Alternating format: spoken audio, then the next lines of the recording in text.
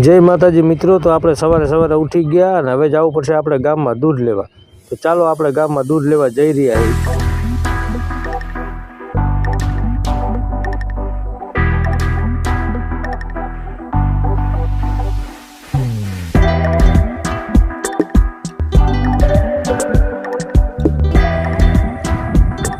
જો મિત્રો, ગામમાંથી દૂધ લઈને આપણે આવી ગયા. હવે આપણે બનાવશું ચા, કારણ કે આપણે સવારમાં ચાની બહુ જરૂર હોય છે. એટલે ચાલો તમને ત્યાં સુધીમાં દેખાડી દઈએ. આપણે અંજીર વાવેલા છે અને એવા કેટલા અંજીર આવે પણ તમને દેખાડી દી.